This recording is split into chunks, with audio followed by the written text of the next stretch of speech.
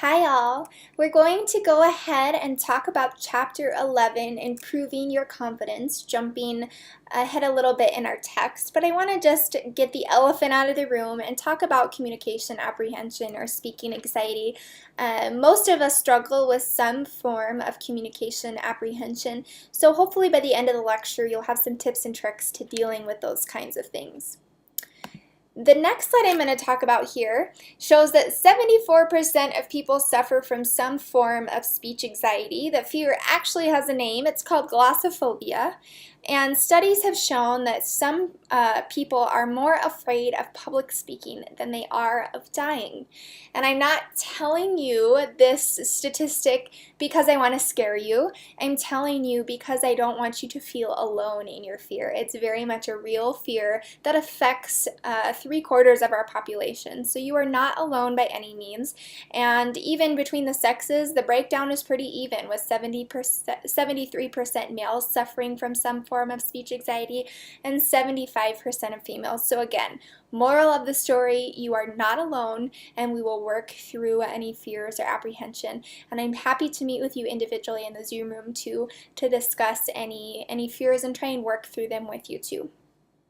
So our book talks about two forms of communication apprehension, the first of which is called trait anxiety, and this is related to your personality. For example, you might be pretty shy and quiet, and you're not usually the one to offer up information on your own accord. So you approach speaking situations with skepticism and hesitance, and you try and avoid them for fear of judgment.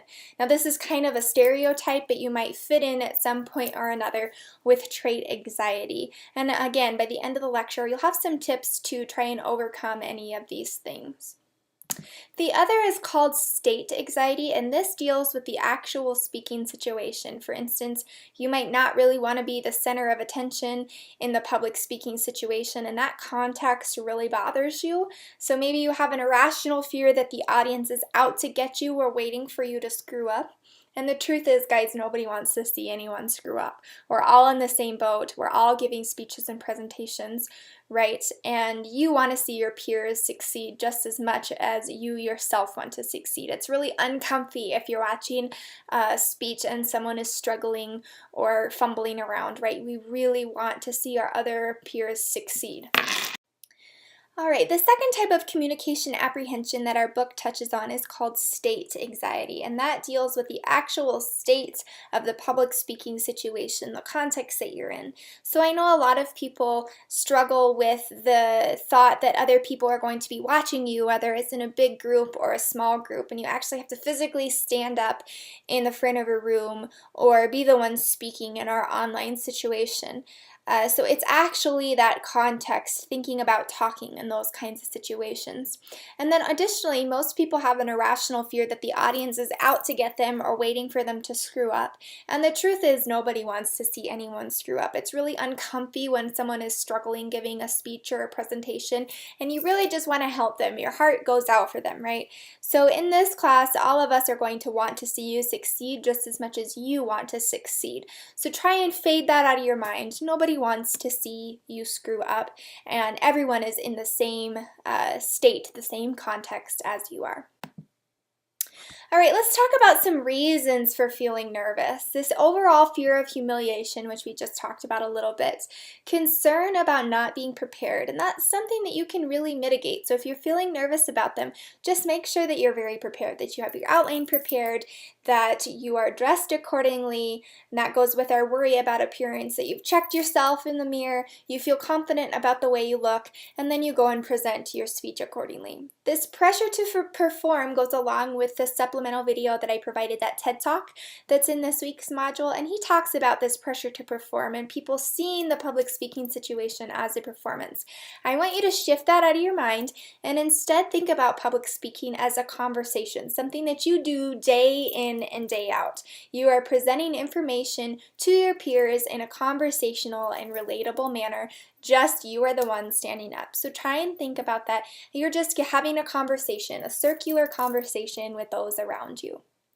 Personal insecurity, you'll be able to recognize your own personal insecurity and hopefully find a way to at least deal with, if not mitigate or cancel out, any of those personal insecurities. Concern the audience won't be interested. So in our introductory and concluding chapters, we talk about relating to the audience and making sure that our topic is something we are interested in and that our audience is interested in. So that should be taken out of the equation completely. It's part of that preparation. You've already built that in. Inexperience. I have this little sticker over here that says, "Hello, I'm new." Well, guess what, guys? Most of us in this class are very inexperienced, and that's why you're taking the class. That's why it's built into your curriculum, is to get some experience. So don't worry about that. Again, everyone is in the same boat. Fear of making mistakes. Everybody makes mistakes. So again, don't worry about that. You're going to prepare to try and mitigate any mistakes. And then if you do fumble or bumble a little bit, you'll get back on track and the mistake will hardly be noticed. Overall fear of failure. If you're doing your preparation, your readings, your quizzes, really going through the course with detail, you will not fail overall. Okay, now let's talk about some physical symptoms of anxiety that we often feel and think it's just us. It's very normal. So that increase in adrenaline, that increase in endorphins, much like before a big sporting event when you're pretty nervous, will happen in public speaking situations. You might have an increase in blood flow due to an increase in heart rate where you might get blotchy or hot or your palms are sweaty. Those kinds of things all are natural and normal for a speaking situation. Dilated pupils, I always laugh at that because no one's really going to see if you have dilated pupils. So these physical symptoms of anxiety are normal, and hopefully you can learn to tamper them down a little bit, if not use them to your advantage, which we'll talk about here in a second. Alright guys, this slide is actually not in your textbook, but I just wanted to cover it really quick, and this is about knowing your apprehension style. So there's 4 main kinds of apprehension styles, and this first one is called confrontational, and this is where about 70% of people sit. So this is where your heart rate is pretty high when you start to speak, and then as the situation progresses, as you talk a little bit, your heart rate tapers off and you become a little bit more comfy. So maybe when you're starting, these might be going a little crazy, and then once you get going, you're doing okay.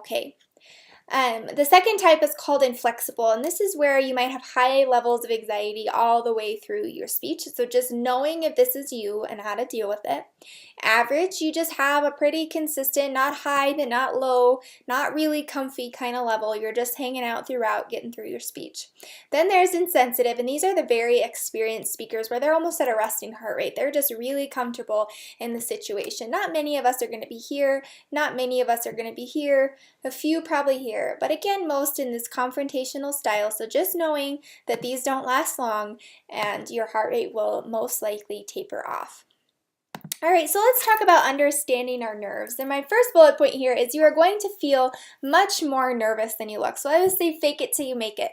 Put on that style, put on that professional dress, be prepared, and again, that confrontational style, you will become more comfortable, and you will become more comfortable the more times you speak. So again, fake it till you make it. You're more nervous than you look. Anxiety, when properly channeled, can be useful. So thinking about if you played high school sports and you were going into a championship game or some other big game and you were very nervous and then you played awesome. That's the same kind of thing here. You're going to feel nervous. That's okay. Use it to your advantage. Knowing your audience and choosing good topics helps too. So again, we build that into our introduction. You'll get to know the people in your group and you'll choose topics that you are comfortable presenting and that others will be interested in. All right, tips to overcoming apprehension. Don't procrastinate. I know that's kind of the college way. Don't procrastinate in writing and practicing your speech. The more ready you are, the more confident you feel. And then select a good topic. Again, we keep coming back to that. So something that you're interested in and have some backup knowledge about. Prepare, prepare, prepare. And I wrote this 3 times because I think you should prepare in 3 separate steps. So maybe one day or a day or 2, you're really preparing and getting all of your supplementary material, what you want to say, ready to go. Then you're going to put it in an outline format, make sure your organization is clear, everything is finalized there. And then the last day, you're really going to practice and get your note cards ready and make everything live. You're going to really, really prepare in terms of delivery.